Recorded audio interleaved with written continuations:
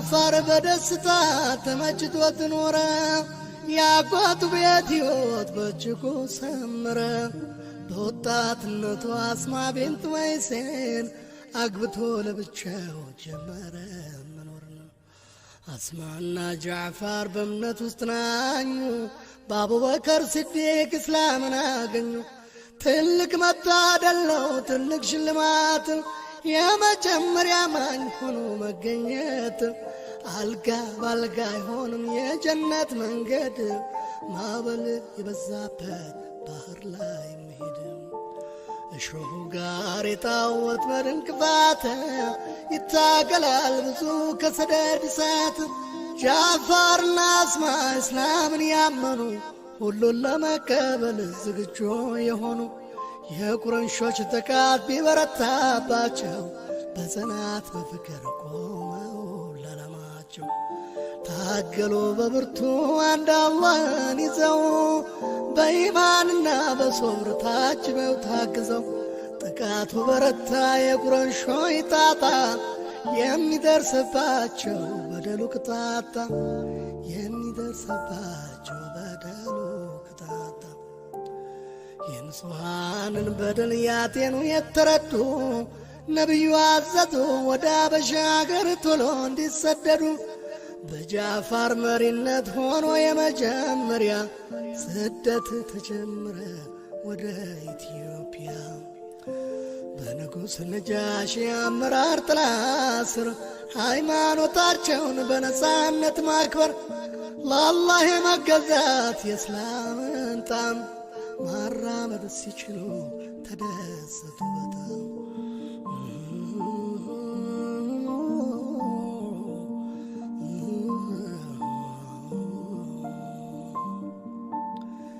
የስደተኞቹ በኢትዮጵያ መሬት በሰላም የመኖር በፍጹም ነጻነት ለቁረንሾች ሆነ የክርስቶስ እሳት ለበቀል አሴሩ ተረክበው ለማጥቃት ወደ አበሻ መዝለቅ ለመምጣት ወሰኑ። ወርቅ ብርና አልማዝ ውድ የስጦታ ዕቃ አዘጋጅቶ አስይዞ የቁረንሽ አለቃ አምር ኢብን አላስና አብደላ ቢረቢያ ተወክለው መጡ ወደ ኢትዮጵያ። የተሸከሙትን የስጦታ ዕቃዎች ለጳጳሳቱና ለንጉሥ ሹማምንቶች አበረከቱና ደስ አሰኝተዋቸው አስረዱ ምክንያቱም ስላመጣጣቸው። በንጉሡ መሬት በዚች ጥሩ አገር አመፅ አራማጆች የሚፈጥሮ ችግር የአባቶቻቸውን እምነት ያንቋሸሹ ሁከት የፈጠሩ ነገር ያበላሹ አገርን በድለው ወደ እናንተ የሸሹ እናንተ ጋር አሉ የምንፈልጋቸው። ንጉሡን አማልዶን በሉልን ስጧቸው። የእነዚህን ወጣቶች እምነት ምንነት ንጉሡ አይጠየቁ ጭራሽ አይረዱትም። ብቻ እጃቸውን አሳልፈው ይስጡን ብለው ወተወቱ በጣም በመማፀን። በቀረበላቸው ስጦታ ማለሉ ጳጳሳቱ ሁሉም በአንድ ቃል ይሻሉ። አምርና አብዱላ ከንጉሡ ፊት ቀርበው ቃላት አሳምረው ነገር አቀናብረው ንጉሥ ሆይ በአገሮ ከእኛ ዘንድ የሆኑ የአባት አያትነት ዘልፈው የኮነኑ እርኩሳን ወጣቶች ከአገራችን ሸሽተው እዚህ ይኖራሉ እርሶን ተጠግተው። እነዚህ ወጣቶች ያራመዱት እምነት እርሶ የማይወዱት ውግዝ ነው በእውነት። እነዚህ አፈንጋጮች በሕግ እንዲቀጡ ንጉሥ አሳልፈው ለእኛ እንዲሰጡ በአክብሮት ልንጠይቅ ከፊቶ ቀርበናል። የእርሶን ታላቅነት ሰምተናል አውቀናል። ንጉሡ ዞር ብለው ጳጳሳቱን ሲያዩ በእጅ መንሻው ረግተው ስለተወያዩ የእነሱ ጥያቄ እውነት ነው ንጉሥ ወይ መሸሸጊያ አልሆነም ላጭበርባሪ አታላይ።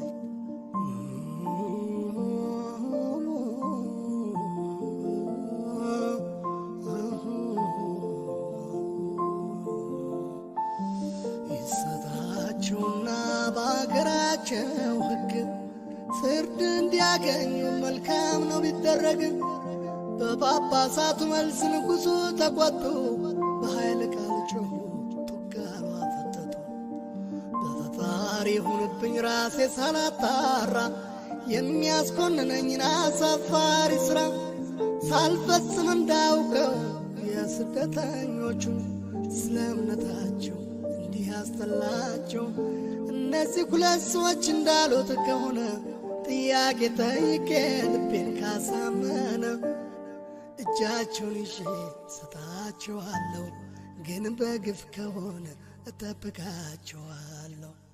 በነጻነት በክብር በአገሬ ይኖራሉ፣ ግራ ቀኙን ልስማ ይቅረብልኝ ያሉ ሙስሊም ስደተኞች ችሎት ሳይቀርቡ ፊት ጃዕፈርን ወከሉ ቆሞ እንዲሟገት። አረንጓዴ አልባሳት ውብኮብ ያጠለቆ የንጉሥ ቤተ መንግሥት ይበልጥ ያደመቁ ከንጉሡ መንበር ግራ ቀኝ ተቀምጠው ጳጳሳቱ ቀድመው ቦታቸውን ይዘው ዐምርና አብደላ ቦታ ተሰጥቷቸው ሙስሊም ስደተኞች ሲገቡ አዩአቸው። ሁሉም ቦታቸውን ይዘው እንዳበቆ ንጉሡ ታጅበው ወደ ውስጥ ዘለቁ። ከስደተኞቹ ሙስሊሞች በስተቀር ጳጳሳት፣ ቀሳውስት፣ ቁረይሾቹም ጭምረ ሰገዱ ተደፉ ለንጉሡ ክብረ። እስኪላተም ድረስ ግንባራቸው ከምድረ። ንጉሡም ጠየቁ የክብር ሰላምታ ለምን እንዳልሰጡ ሙስሊሞቹን ላፍታ። ጃዕፈርም መለሰ ታሪክ የማይረሳው ያስከብረውን ቃል ኢማን ያላበዘው። በእኛ እምነት ለአላህ እንጂ ለሰው አንሰግድም፣ የምናምነው ጌታ ይህንን አይፈቅድም አለና በድፍረት ትክ ብሎ አያቸው። ንጉሥ ተደነቁ ፈካ ለፊታቸው።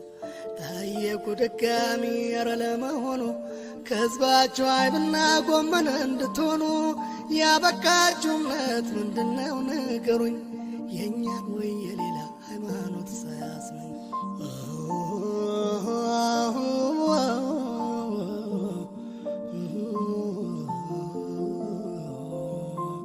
ይህን የእናንተን እምነት ማወቅ ፈልጌያለሁ፣ ተንተና አድርጋችሁ ብትነግሩኝ ወዳለሁ። ጃዕፈር ቀረብ አለ ወደፊት ተጠጋ፣ በሚስባ አንደበት እንዲህ ሲል አወጋ። አንቱ የተከበሩ አስተዋይ ንጉሥ ሆይ አላህ ይግለጽልዎት እውነትን እንደ ፀሐይ። ቅድሚያ ስለ አገሬ ሕዝቦች ለመናገር ከነበረው እምነት ሀብዬ ልጀምር። ጣዖት አምላኪ ነን ምግባረ ብልሹ፣ የሞተ የሚበሉ ከፈጣሪ የሸሹ። እጅግ አሰቃቂ አጸያፊ ነገር አቅም ያለው ብቻ የኖረባት አገር። እንግዳ የማናከብር ዝምድና የምንቆርጥ የማንከባበር የማንደማመጥ ሆነን ስንኖር አይቶ ፈጣሪ ታደገን ከጥፋት እንድንድን ነቢዩን ላከልን። የአላህ መላእክተኛው ነቢዩ ሲያስተምሩ ማመን አላህን ነው ምንም ሳያጋሩ። ሶላት እንድንሰግድ ዘካ እንድናወጣ ምጽዋት እንድንሰጥ ተቸግሮ ላጣ። እውነት መመሪያችን እርስ በርስ መረዳዳት፣ ከኩይ ተግባር መራቅ ከኩይ ሥራ መጽዳት። እንዳንሰርቅ እንዳንዋሽ እንዳናመነዝረ፣ ነፍስ እንዳናጠፋ ሰው ሰውን እንዲያከብር። ንጹሐን ሴቶችን ስም እንዳናጠፋ፣ የሙታን ልጆችን ልንሰጣቸው ተስፋ። ሐሜት አሉባልታ ማጭበርበር እንዳይኖር፣ የተከለከለን ሕግ እንድናከብር። ባስተማረን ነቢይ በመላእክቱ አምነን፣ ለፈጣሪ ሕግጋት ተገዝተን ስለኖር። መድረሻ ሳቱን ከሀገር አባረሩን፣ ጣዖት እንድናመልክ ወደ ገደል መሩን። የዕለት ኑሯችንን ለመምራት አቃተን፣ ወደ እርሶ ተጠለል ቀያችንን ትተን። እዚህ ባገሮ ሰላም ፍትሕ አለ፣ ባጭሩ ይኸው ነው እኛን ያገለለ። ከሃዲ አመፀኞች አፈንጋጭ ያስባለ፣ ጃዕፈር ንግግሩን ቋጭ አጠቃለለ። ንጉሥ በተምስቶ አድምጠው ጠንክሮ የደረሰባቸው የበደል ሩሩ መልካም አንደበቱ ወጥሮ ማርኳቸው አስበው ሊያድሩበት ስለ ውሳኔያቸው ነገሩ ሳይቋጭ ዳግም ቀጠሯቸው። ብልጣ ብልጡ አምር በበነገታው ቀድሞ ተንኰልና ሴራ ሸርቦ ከሞ ንጉሥ ሆይ እነዚህ እርሶን የተጠቁ የኢየሱስን ክብር ዝቅ የሚያደርጉ መጥፎና ጸያፊ የፈጠራ ወሬ ሲያወሩ ነበረ እዚያ በአገሬ። ውሸቴን ከሆነ ጠርተው ጠይቋቸው ማወቅ ከፈለጉ ስለ እርክስነታቸው። ንጉሥም ጠየቁ ጃፋር መልስ እንዲሰጥ ስለ ኢየሱስ ታሪክ በእናንተ እምነት ውስጥ ምን እያላችሁ ነው የተማራችሁት? እስኪ ግለጽልኝ ብዙም ሳይሆን ጥቂትም። ግልጽና አጭር መልስ ጃፋር ወረወረ። የአላህ ባሪያ አገልጋይ በማለት ጀመረ። ወደ ማርያም አካል በአላህ የይሁን ቃል የተላከ እንደሆን ያስተምራል ይሰብካል። ጃፋር ቀጠለና ከሱረል መርየም ውስጥ የመጀመሪያውን ምዕራፍ በመግለጥ ጣም ባለው ቃና በመሳች አንደበት አንብቦ ሲጨርስ ቀና ሲል በድንገት የንጉሡም ባፈሰሰ እንደ ዝናብ እየጣሰ ወጥቶ የዓይናቸው ገደል።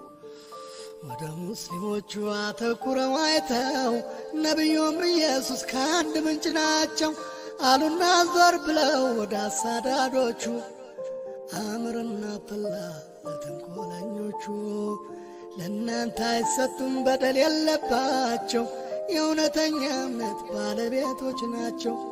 ዞር በሉ ከፊቴ በዓይኔ አለያቸው እናንተ ጨካኞች አረመኔ ናቸው።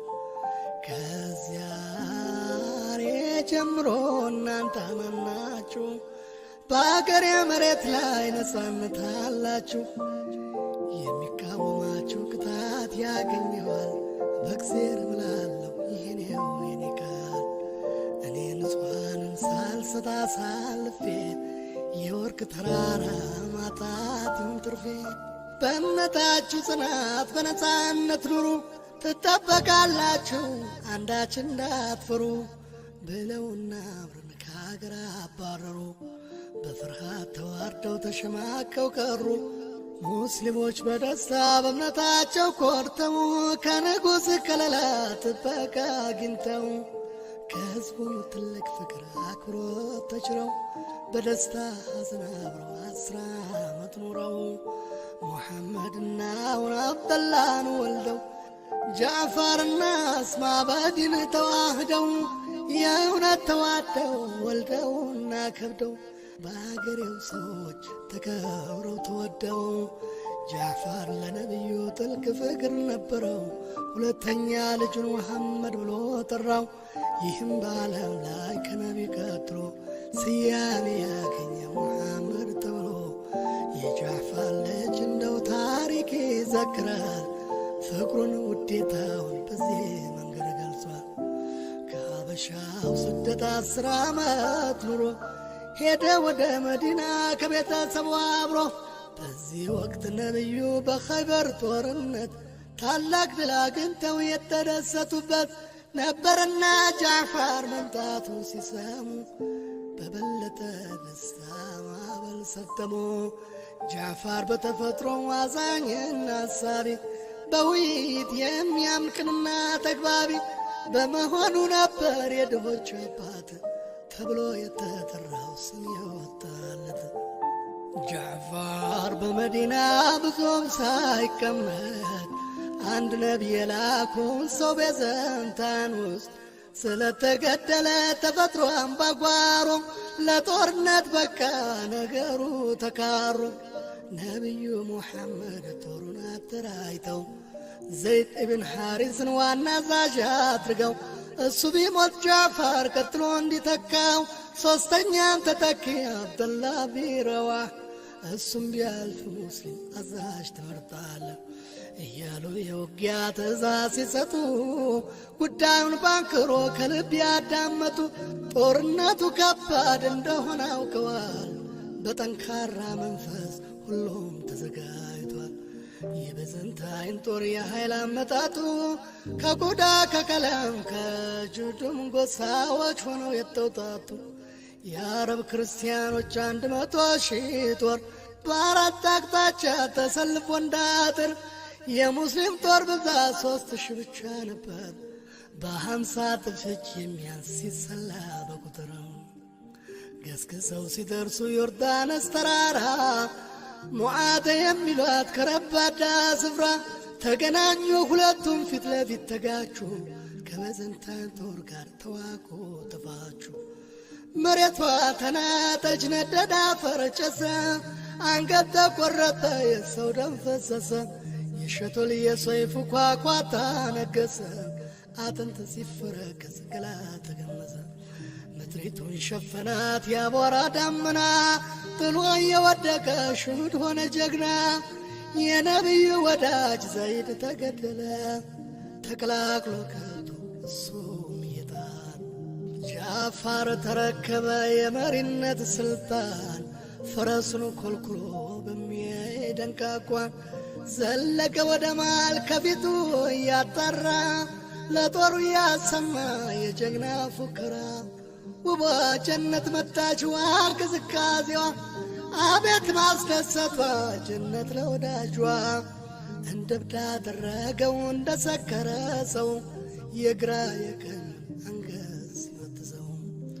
እንዴት ያስደስታ ሲኬድ ወደ ጀነት፣ ወይ ዱላ ሳያችሁ ጀግና ገሎ ሲሞት እያለ ይፎክራል እጁ አላረፈ።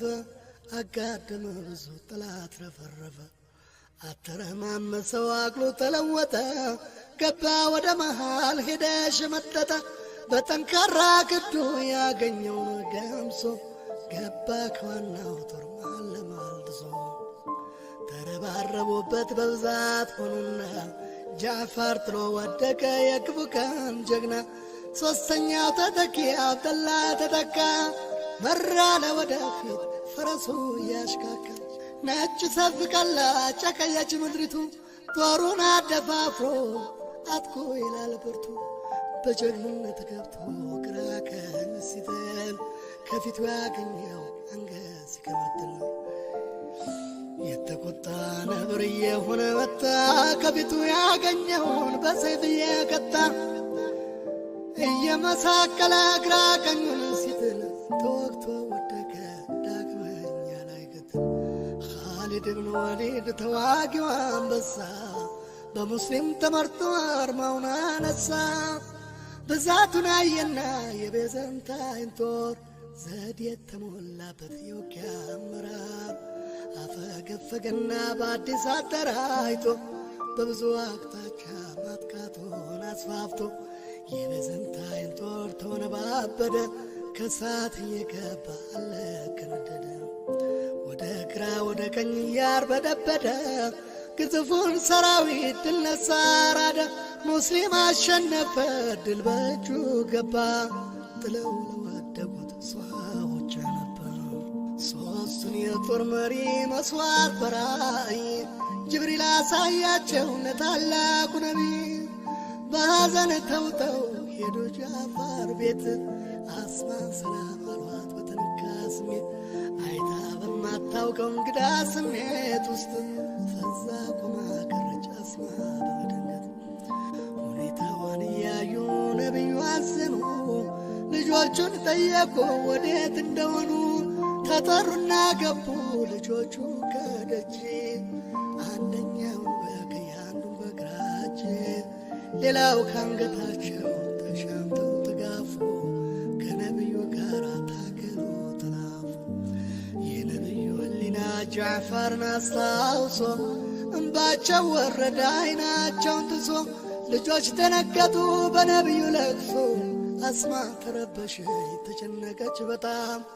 በአፏ ውስጥ ተሰማት አንዳች ድምጣም፣ የአላህ መላእክተኛ ንገሩኝ በሞቴ፣ ምን ተፈጥሮ ይሆን አውቋል ሰውነቴ።